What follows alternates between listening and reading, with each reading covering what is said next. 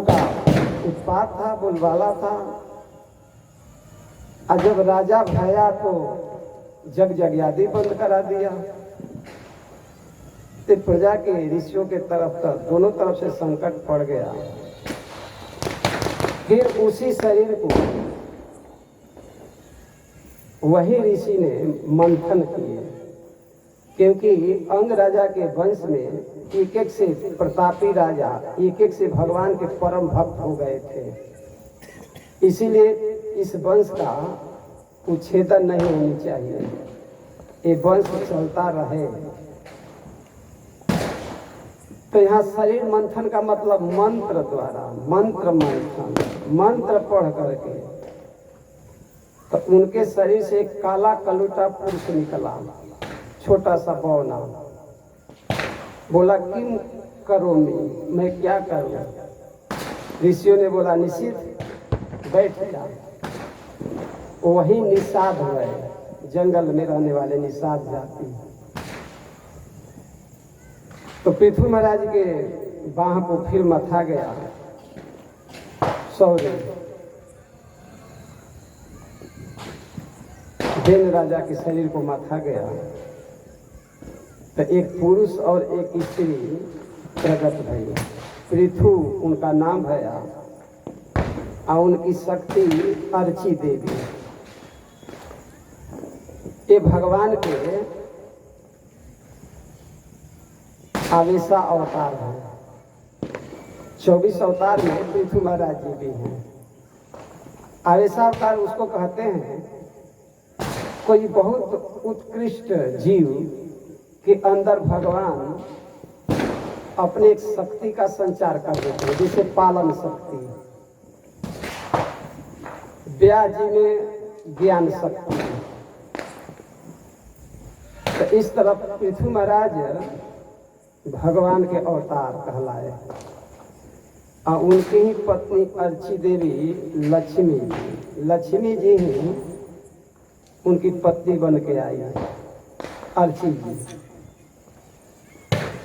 अब प्रजा भूख के मारे त्रस्त हो गई, क्योंकि पृथ्वी अन्न देना बंद कर देती।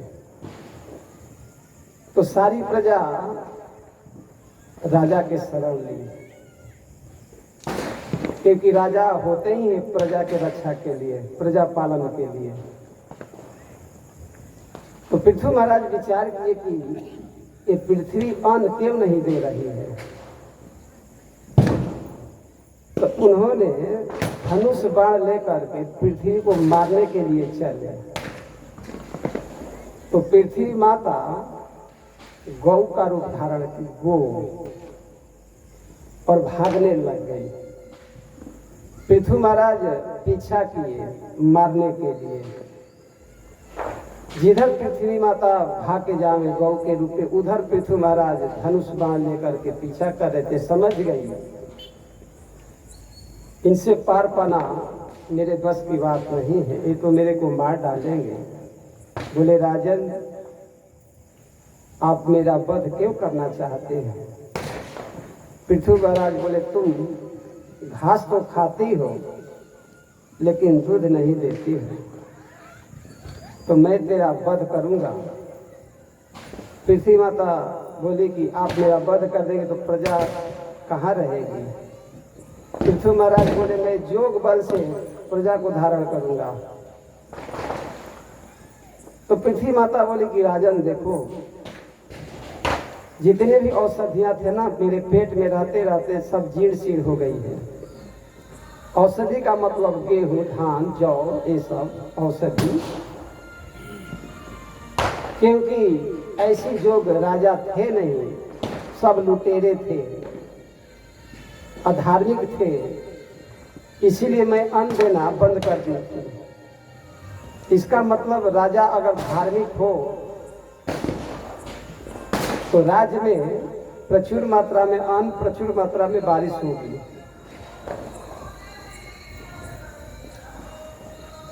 दो ही राजा ऐसे भय जो प्रजा हर तरह से सुखी संपन्न थी। एक भगवान श्री राम और दूसरे महाराज युधिष्ठिर। युधिष्ठिर महाराज के राज में भी खेती करना नहीं होता था। अपने आप पृथ्वी माता वो औषधि यानी धान, गेहूं, जोरिए, जौ ये सब अपने आप दे देती थी प्रजा को। और समुद्र रत्न लिया करके तट पर लगा देते। पर्वत में खान अपने आप ऊपर आ जाते। फल फूल अपने आप फलते फूलते। तो राजा अगर धार्मिक हो तो प्रजा भी धार्मिक होती है। राजा अधार्मिक होता है तो प्रजा भी अधार्मिक प्रकृति की हो जाती है। तो पृथ्वी माता बोली, राजन, अगर आप प्रजा की पालन करना चाहते हैं तो कोई एक बछड़ा ऐसा हो जिसको मैं देख करके मेरे में वात्सल्य जगे, यानी मैं दूध देने लायक बन जाऊं। तो पृथ्वी महाराज ने मनु महाराज को बछड़ा बना करके, हम लोग मानव इसीलिए कहलाते हैं क्योंकि हम लोग मनु के संतान हैं। मनु स्वयंभू अरुषत रूपा, जिनसे भई सृष्टि अनूपा। हम लोग मनु महाराज के वंश हैं, इसीलिए मानव कहलाते हैं। तो पृथ्वी महाराज जी ने मनु महाराज जी को बछड़ा बनाए और सोने के पात्र में औषधि रूपी दूध दूध सिंहों ने, जानवरों ने सिंह को बछड़ा बना करके मांस रूपी दूध को दूहे। असुरों ने प्रहलाद महाराज जी को बछड़ा बना करके लोहे के पात्र में आसौ, ताड़ी, शराब आदि ऐसा दूध दूहे। इस तरह सब अपने अपने मुखिया को बछड़ा बना करके, पक्षी गरुड़ महाराज जी को बछड़ा बना करके और छोटे छोटे कीट आदि को दूध के रूप में दूहे। कुछ होते हैं ना चिड़िया आदि, वो छोटे छोटे कीड़ों को खाते हैं। इस तरह पृथ्वी महाराज जी के राज में सारी प्रजा सुखी हो गई, संपन्न हो गई। पृथ्वी महाराज जी की चारों तरफ जय जयकार होने लग गया। इस तरह पृथ्वी महाराज प्रजा का पालन किए और अंत में अच्छी महारानी को लेकर के जंगल में जाकर के तपस्या करके भागवत गति को प्राप्त किए। इन्हीं के वंश में प्राचीन बरही भय। इनके पत्नी का नाम था सतदूती। सतदूती मतलब 100 काम जल्द जल्द 1 घंटा में 100 काम कर देती थी। सतद्रुति, सत मतलब 100। तो इस तरह इनका नाम सतद्रुति पड़ा। इनके गर्भ से 10 प्रचेता भय। प्रचेतस, इनका स्वभाव विचार एक जैसा था, इसीलिए 10 को प्रचेता कहा गया। 10 प्रचेता। और इन्होंने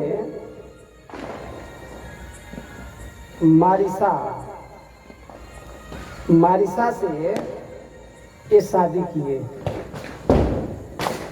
10 प्रचेता इनके पिताजी बोले जाओ तपस्या करो प्राचीन बरही में। तो इन लोगों ने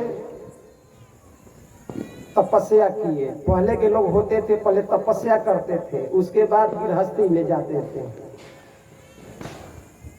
तो 10,000 वर्ष तक नारायण सरोवर में तप किए।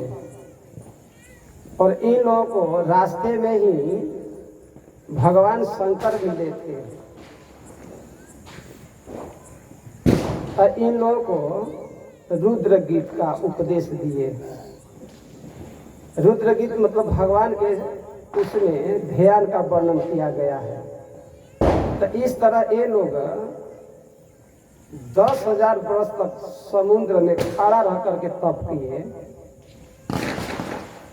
इसके बाद भगवान प्रकट भय, आशीर्वाद दिए और बोले कि आप लोग पत्नी स्वीकार करो, शादी करो, गृहस्थी स्वीकार करो। तो ये लोग जब बाहर निकले तो देखे कि पूरा जंगल जंगल था, पेड़ पौधा से पूरा पृथ्वी भर गई थी। तो ये लोग अपने मुख से अग्नि प्रकट किए और पूरे जंगल को जलाने लग गए।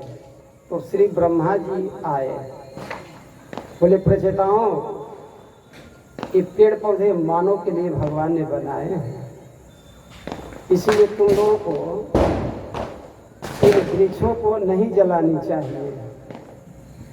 तो देखो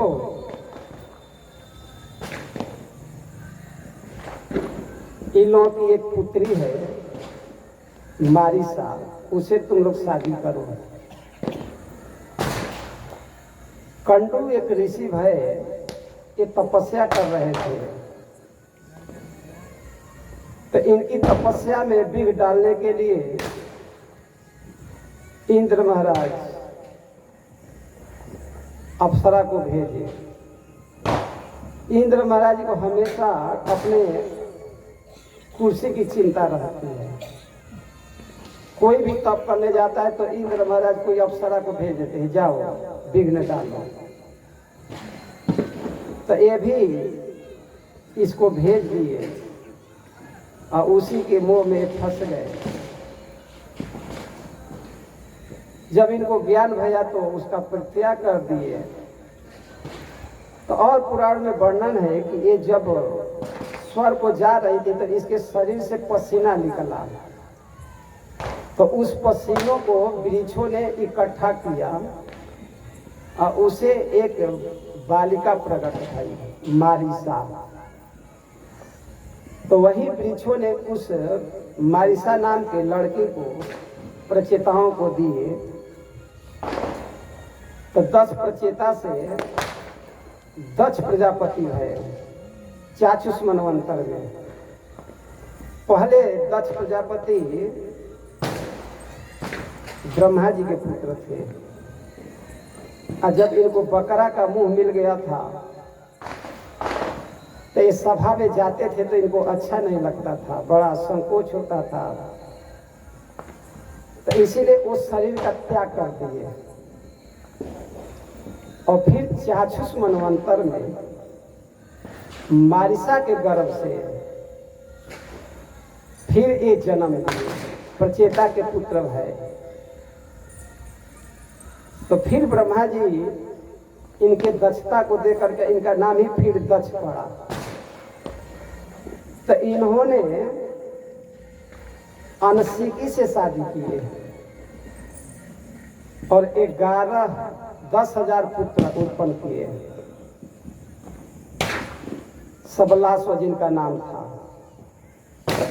पिताजी बोले कि जाओ तप करो। तो ये लोग तपस्या करने गए तो नारद जी वहां प्रकट हो गए। बोले अरे तुम लोग को पता है तप करने आए हो, जानते हो एक ऐसी स्त्री है जो बहुरूपिणी है, एक ऐसा घर है कि जाने का रास्ता तो है लेकिन आने का रास्ता नहीं है, एक ऐसी नदी है जो दोनों तरफ प्रवाहित होती है। एक कूट भाषा था श्री नारद जी का। कुछ साकेतिक भाषा होता है और जिस विभाग के जो होते हैं वो समझ जाते हैं। चोर चोर की कूट भाषा समझेंगे, संत संत की कूट भाषा समझेंगे, ऐसा है ना। अब भजन करंता नरक परंता, इंद्रिय कसे कसाई, अब पर क्रिया को गले लगा के सो बैकुंठ जाई। अब बताइए इसका क्या अर्थ है? भजन करंता नरक परंता, आ इंद्रिय कसे कसाई आ पर क्रिया को गले लगा के, दूसरे के स्त्री को गले से लगा के सो बैंक उठ जाए। ये साधुओं की भाषा है। भजन करंता नरक न पड़ंता, समझ में आ गई? जो भजन करेगा वो नरक में नहीं पड़ेगा, लेकिन ऐसे लगता है भजन करंता नरक पड़ंता, ऐसे अर्थ लगेगा कि भजन जो करेगा वो नरक में जाएगा।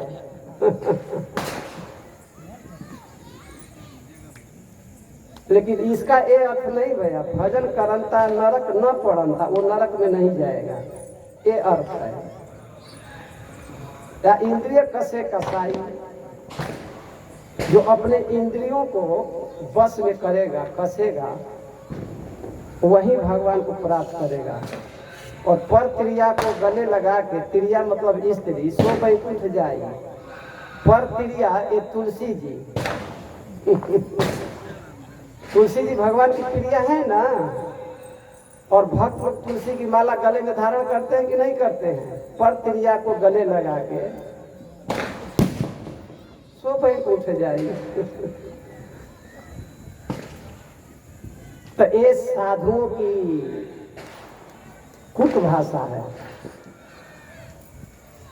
तो ऐसे ही नारद जी यहाँ कुट भाषा बोले तो 10 प्रचेता समझ गए। माया ही ऐसी नदी है जो दोनों तरफ प्रवाहित हो रही है। यही माया जीव को विमोहित कर रही है, और यही माया जब जीव जब भगवान के शरणागत हो जाता है तो यही माया उस भक्त की सहायता करने लगती है। जैसे एक ही बिजली हीटर को भी इसे चलता है, और इसी बिजली से अब ठंडी आ रहा है तो गर्म पानी करेगा ना। और यही बिजली गर्मी के दिन में एसी चलाता है ना। बिजली से ही हीटर गर्म कर देता है हवा, और यही बिजली हवा को ठंडा करके आपको देता है। तो ये जो माया है, जीव भोगने की इच्छा करता है तो संसारिक भोगों में माया दे देती है, डाल देती है। और ये जीव जब भगवान की तरफ बढ़ता है तो यही माया भगवान की तरफ सहायता करने लगती है। बुद्धि यही है बहुरूपिणी स्थिति। बार बार आदमी बुद्धि बदलता रहता है। आदमी सोचते हैं कभी ये करूँ तो कभी ये करूँ, अरे ये ठीक नहीं है, ये करना चाहिए, नीड है। और एक ऐसा बिल है, एक ऐसा बिल मतलब वैकुंठ, वहाँ जाने का तो रास्ता है लेकिन आने का रास्ता नहीं है। मतलब जीव वैकुंठ चला जाता है तो वहाँ से संस्कृति के चक्र में लौट करके नहीं आता है। तो इस तरह वो 10,000 लड़का, 10 प्रजापति के ये सब विभूति हो गए, भक्त बन गए। तो फिर इन्होंने 1,000 पुत्रों को, बहुलाश हुआ, 1,000 पुत्रों को उत्पन्न किए। फिर नारद जी वहीं पहुंच गए, बोले कि तुम लोगों को चाहिए कि अपने बड़े भाई का अनुसरण करें। तो 1,000 ये लड़के, ये भी सब भक्त बन गए। अब सगुन होने लग गया। 10 प्रजापति नारद जी को बड़ा गाली दिए, अरे तुम बाबा जी बने हो और दूसरे को घर को उजाड़ने में लगे हो। यही बाबा जी का काम है, यही संत का काम है कि दूसरे को घर को उजाड़ दे। तुम तो हमारे वंश को उच्छेदन करने में ही लगे हो। तो मैं श्राप देता हूँ, तुम एक जगह नहीं टिक सकते, घूमते रहोगे ऐसे इधर से उधर। नारद जी बोले बहुत बढ़िया, जितना घूमेंगे उतना प्रचार करेंगे हरि नाम का। हरे कृष्णा कृष्णा कृष्णा हरे हरे। भाई हम सुने कि दीपावली में लोग खूब मिठाई भी खाते हैं, आप लोग मिठाई नहीं खाए हैं क्या? हैं? अब मिठाई खाने वाले कैसे ही आवाज रहेगा? हरे कृष्णा हरे कृष्णा कृष्णा हरे हरे, हरे राम राम राम हरे हरे। अरे भैया दीपावली है, थोड़ा दीपावली के नाम पर भी हरे कृष्णा कृष्णा कृष्णा कृष्णा हरे हरे, हरे राम राम राम हरे। चलिए नाही में काना पुत्र भी सही। अस्तु नारद जी महाराज वहां से चले गए। ब्रह्मा जी आए,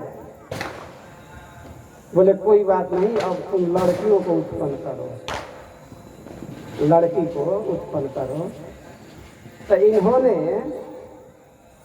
60 कन्याओं को उत्पन्न किए और फिर 27 चंद्रमा को, 13 कश्यप जी को, इस तरह अपनी पुत्रियों को शादी किए और इनसे पूरा जगत ये फैल गया। अब हम लोग पंचम स्कंद में प्रियव्रत महाराज,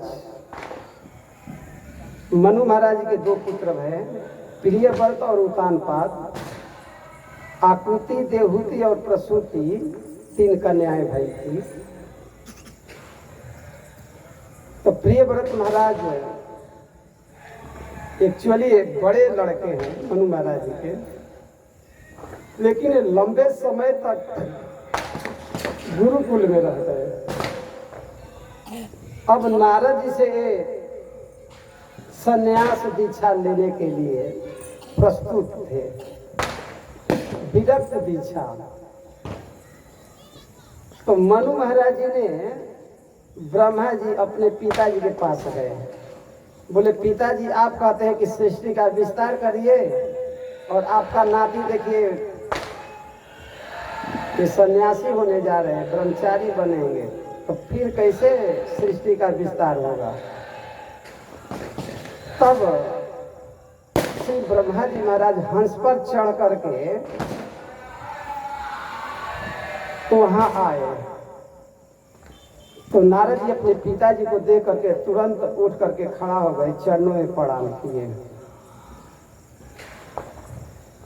आजकल प्रणाम भी लोग करना नहीं जानते हैं। कोई तो बाएं हाथ से ही ऐसे कर देता है और वही पैर तक नहीं जाता है, घुटने तक, और कोई तो नाभिये तक ही ऐसे मार देता है।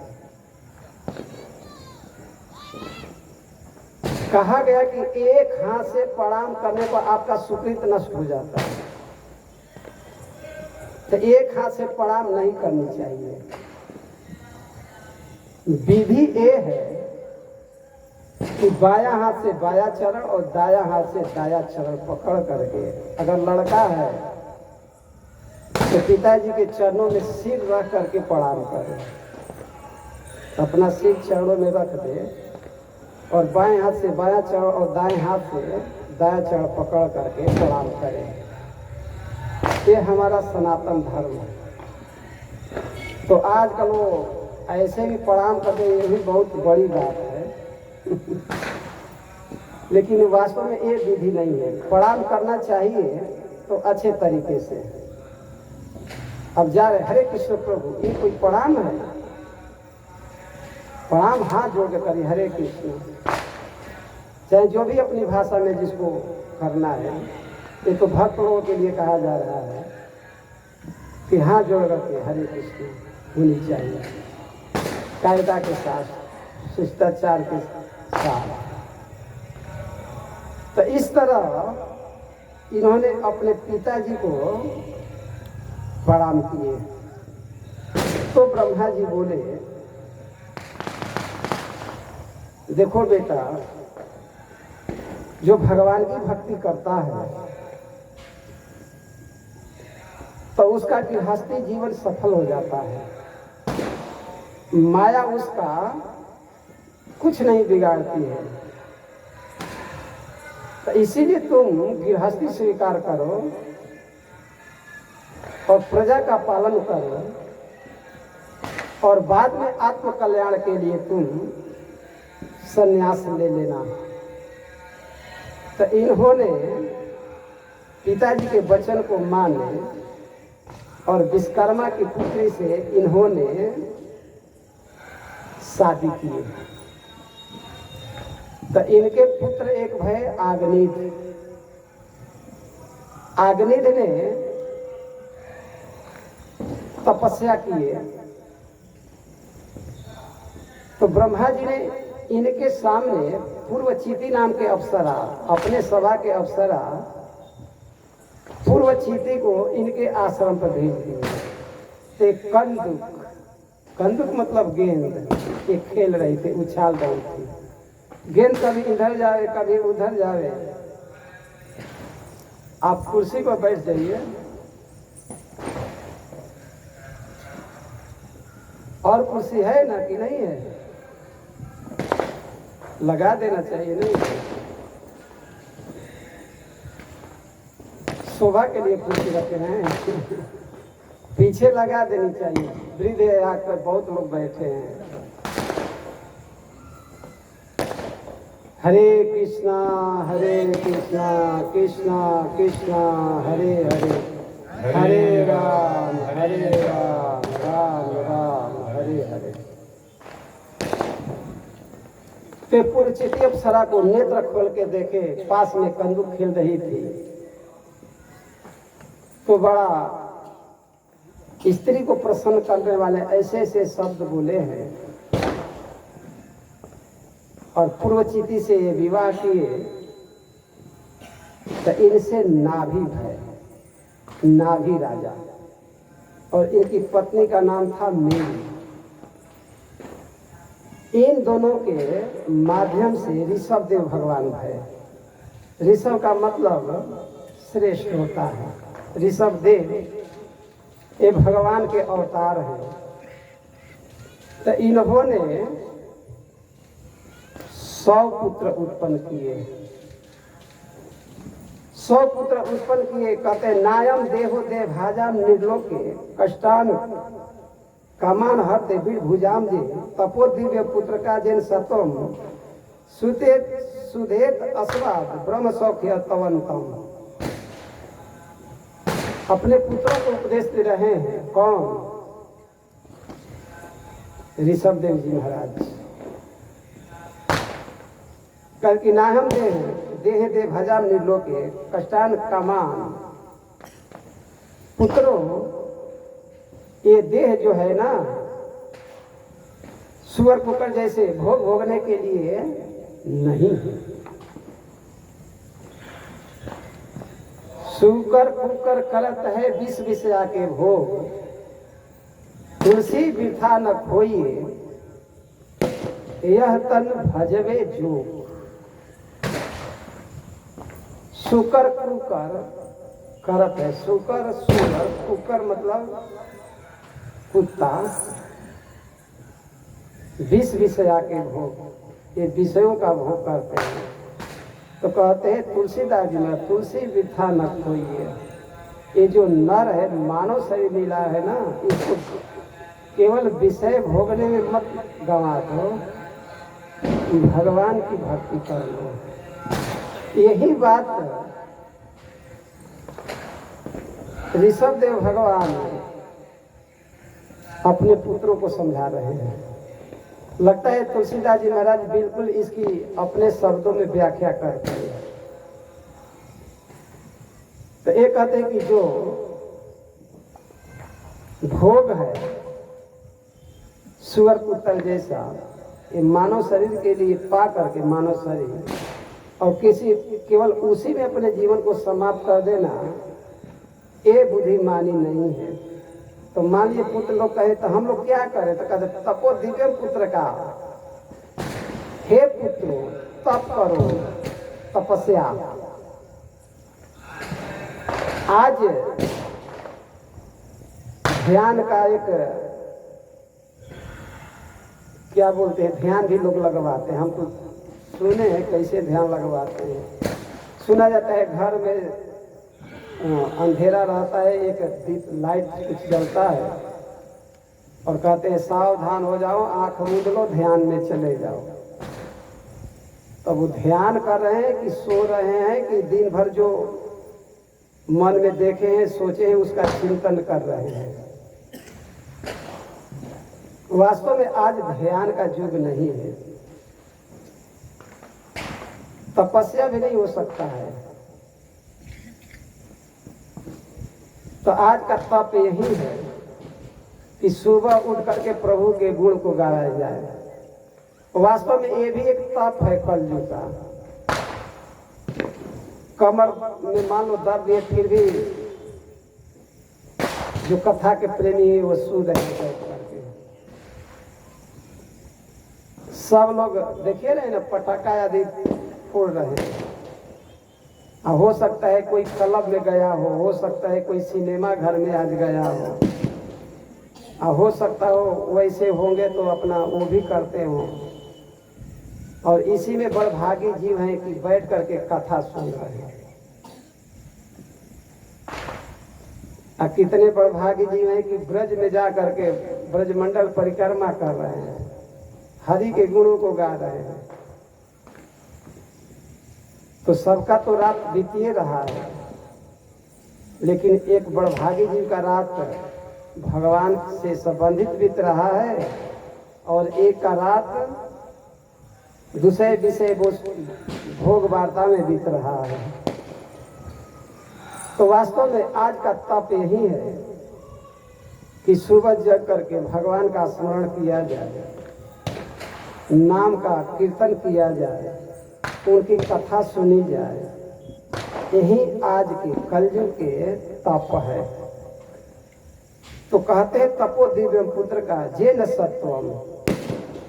तो तपस्या से हमारी मन बुद्धि इंद्रियां शुद्ध होगी, और जब मन इंद्रिया बुद्धि शुद्ध होगी तब वो भगवान में लगेगी। जब तक से मन शुद्ध नहीं होगा पूर्ण रूप से भगवान की तरफ नहीं लगेगा। तो मन शुद्ध कैसे हो? चेतो दर्पण मार्जनम भव महादावागिनी निर्वापणम। चित्त रूपी दर्पण मार्जन करने के लिए साबुन क्या है? हरि नाम है। जैसे शीशा गंदा हो जाता है तो हम अपने चेहरे को देखें तो दिखाई नहीं देगा, क्यों? क्योंकि शीशा पर मैल जमा है। ऐसे ही हमारे चित्त रूपी दर्पण पर जन्म जन्मांतर के जो संस्कार है वो हमारे चित्त को मैला कर दिया है, दूषित कर दिया है। तो इसमें भगवान की छवि नहीं झलकता है। गुरु महाराज उदाहरण देते हैं, जैसे आपके पास वो क्या होता है, वो घर में जो लगाते हैं शीशा जैसा, टीवी बोलते हैं ना, क्या बोलते हैं? हाँ ठीक है।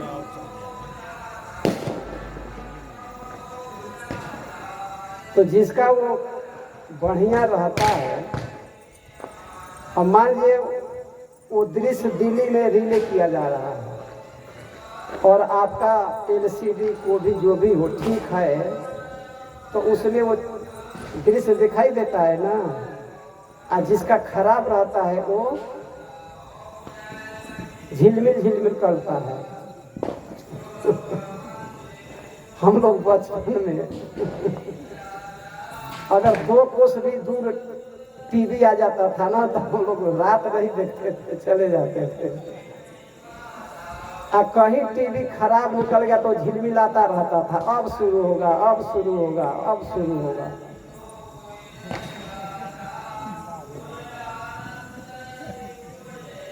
तो रूप तो यहाँ है,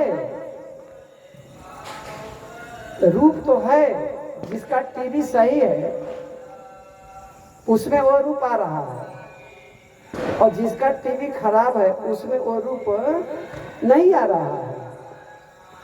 ऐसे ही जिसका चित्त रूपी टीवी बढ़िया है तो उसमें भगवान का झलक मिलता है, और जिनका चित्त रूपी टीवी खराब है उसमें भगवान की छवि झलकता नहीं।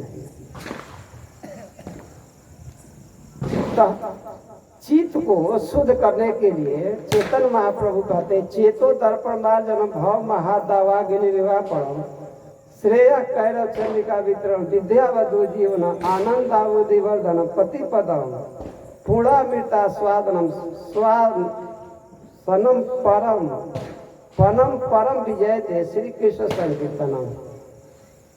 ये विद्या रूपी वधु का जीवन है हरि नाम।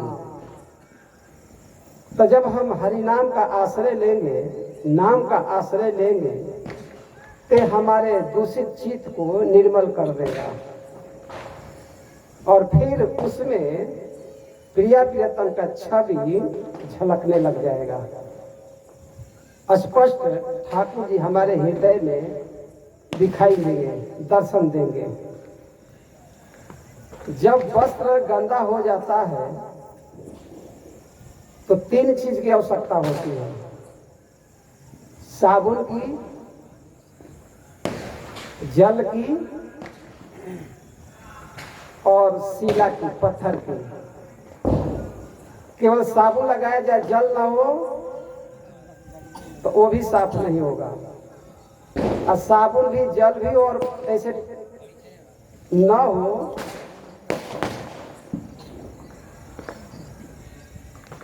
तब पर भी साफ नहीं होगा। तो तीनों चाहिए, साबुन भी चाहिए, जल भी चाहिए और शिला भी चाहिए। साबुन क्या है? हरि नाम है साबुन। जल क्या है? सत्संग, ये जल है। और शिला क्या है? गुरुजनों का आश्रय, संत जनों का आश्रय। तो जब हम ये तीनों हमारे पास रहेगा तब जाकर के हमारा चित्त निर्मल होगा, शुद्ध होगा। इसी को यहाँ ऋषभदेव भगवान कहते हैं महत सेवा। महत सेवा का मतलब महापुरुषों की सेवा, और महापुरुषों की सेवा आप यही समझेंगे कि बस उनका पैर दबा दो, कपड़ा धो दो और कुछ दक्षिणा दे दो, यही है सेवा। ये भी सेवा है, लेकिन हम इसको नकार नहीं सकते। लेकिन वास्तव में संत की असली सेवा क्या है? संत के वचनों का पालन। हम आपकी खूब सेवा करें और आपकी हम एक बात न माने तो क्या आप प्रसन्न हो जाएंगे? आप भले प्रसन्न हो, हम तो प्रसन्न ना होंगे। कोई खूब हमारी सेवा करे, हमारी एक बात न माने तो उसे हमको प्रसन्नता,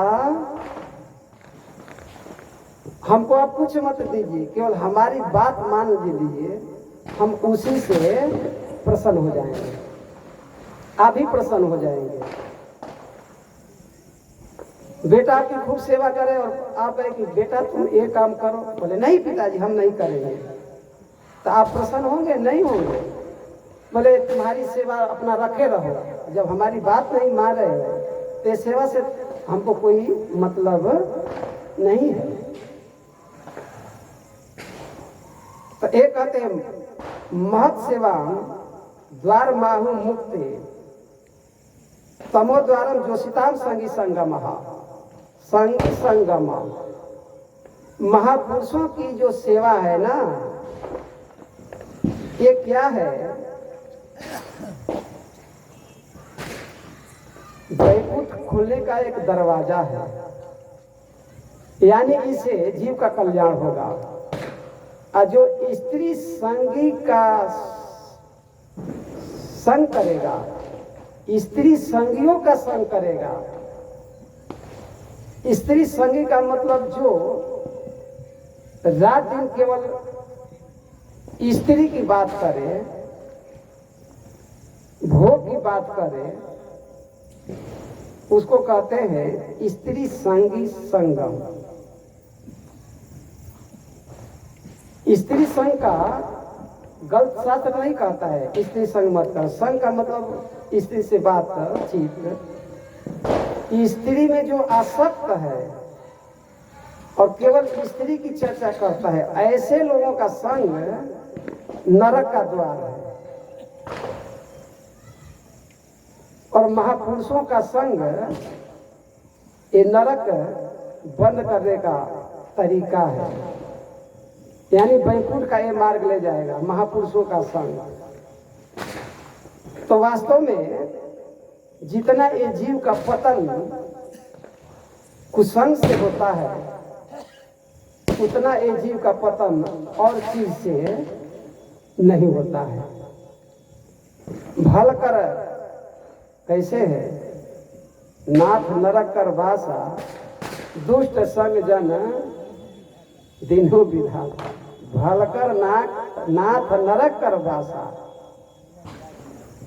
दुष्ट संग जन दिनु विधाता। गलती बोल रहा हूँ बाबा भाई, गलती अगर निकल जाए तो आप लोग सुधार लेना।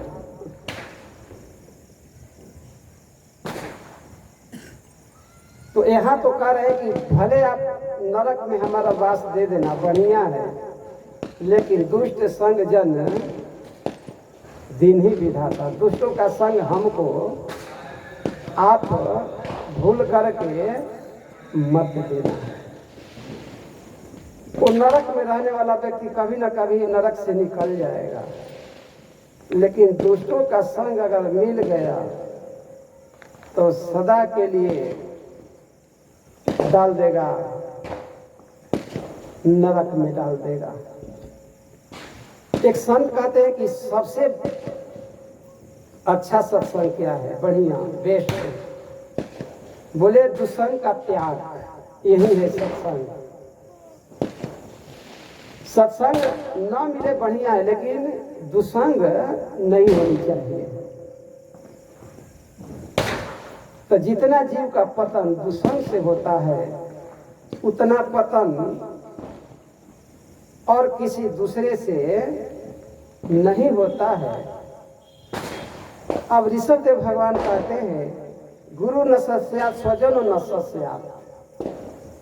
वो गुरु गुरु नहीं है, वो स्वजन स्वजन नहीं है। गुरु वही जो संत सेवावे, गुरु वही जो विपिन बसावे, गुरु वही जो हरि ही मिलावे।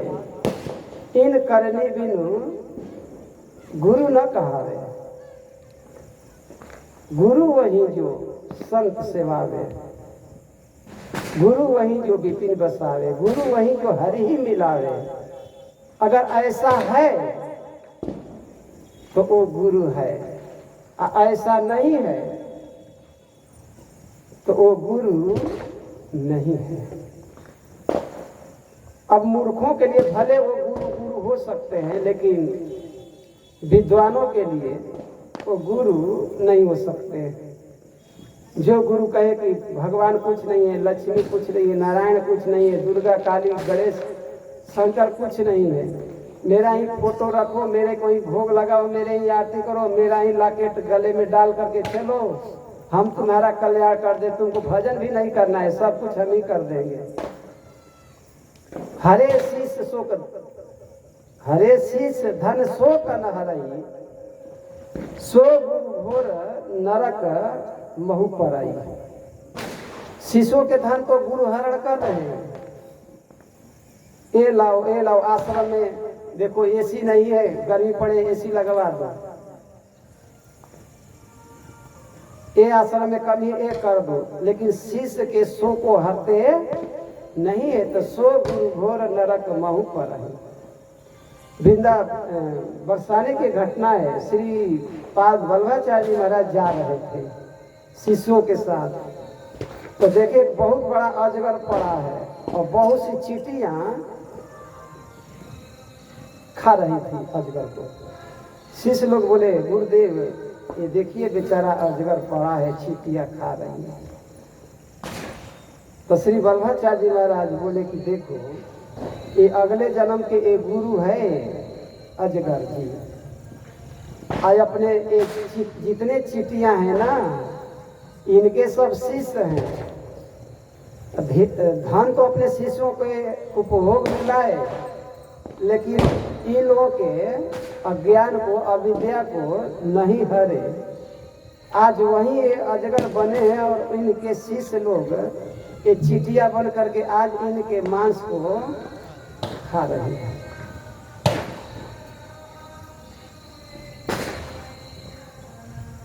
जाके प्रियन राम बैदेही, जाके प्रियन राम बैदेही, तजिए ताहि बैरी कोटि सब, तजिए ताहि बैरी कोटि सब, यद्यपि परमस नहीं जाके प्रियन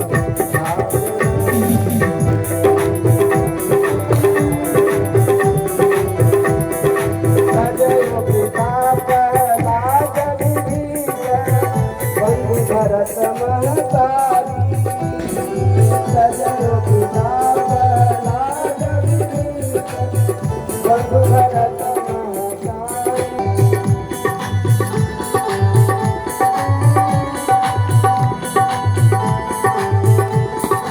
जागे प्रियन राम बैदेही, जागे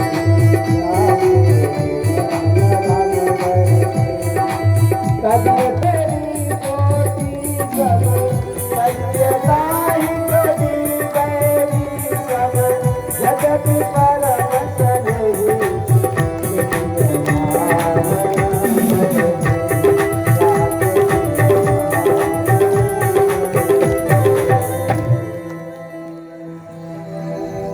जाके प्रिय राम न बैदे ताहि तजिए कोटि बैरी सब, यद्यपि परमस नहीं तजय पिता प्रहलाद विभीषण, बंधु भरत महतारी, बलि गुरु तजय कंत ब्रज वनिता, भय मुद मंगलकारी। ना तो नेह राम के मनिय, सुहित सुसेज जहाँ लो, अंजन कहाँ आंख जो फूटे। श्री मीरा जी जब इनके परिवारजनों ने सताने लगे, राणा जी, राणा संगा, इन्होंने श्री तुलसीदास जी महाराज जी को एक पत्र लिखी।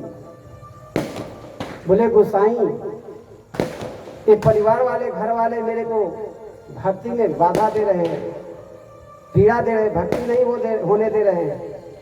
आप बताएं मैं करूं सो क्या करूं। तब श्री गोसाई जी महाराज यही पत्र में लिखे, जाके प्रियन राम बैदेही, तजिए ताहि कोटि बैरी सम, यद्यपि परमस नहीं तजयो पिता प्रहलाद विभीषण, बंधु भरत महतारी। ये लोग त्याग कर दिए तो क्या इनका अपकीर्ति हो रहा है? अपकीर्ति नहीं हो रहा है, आज इनके गुणों को गाया जा रहा है। भरत जी अपने माँ का त्याग कर दिए, बलि जी अपने गुरु का त्याग कर दिए, गोपी लोग अपने स्वजनों का त्याग कर दिए।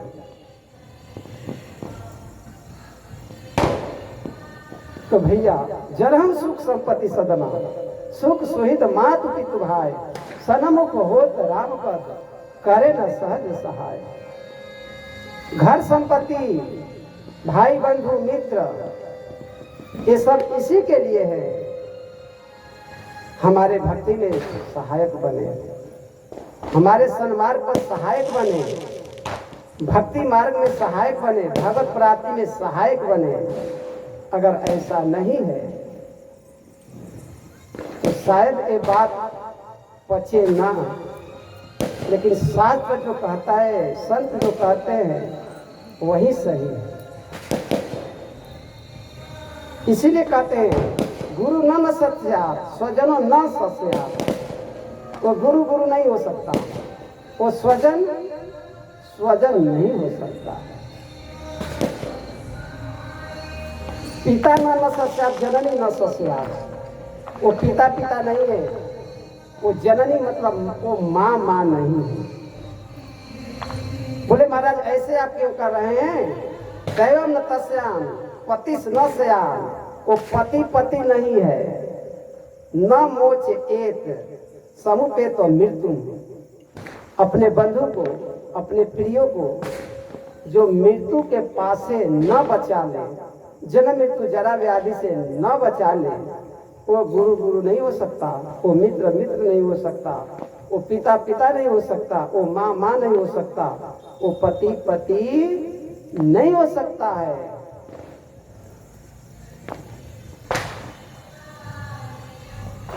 मदालसा जी शायद मार्कंडे पुराण में कथा है, ये पुराण की कथा है मदालसा जी का।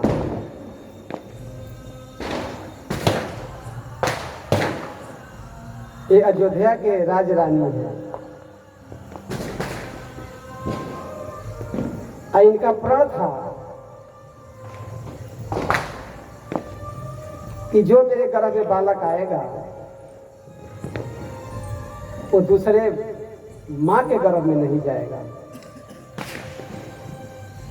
पुत्र उत्पन्न होते और उनको ज्ञान वैराग की शिक्षा देते जंगल को चले जाते। ऐसे 2-3 पुत्र इनके जंगल को चले गए। राजा को बड़ा चिंता भाई कि जितने पुत्र होते हैं ये सब जंगल को चले जाते हैं तपस्या करने के लिए। तो मदालसा जी से बोले, शायद ऋत ध्वज नाम था, क्या था उनका, अब की जो पुत्र होगा आप ऐसा शिक्षा नहीं देंगे। मदालसा जी पतिव्रता नारी थी और सबसे पुत्र भय अलार्क जी की कथा भागवत में भी है। तो अलार्क जी को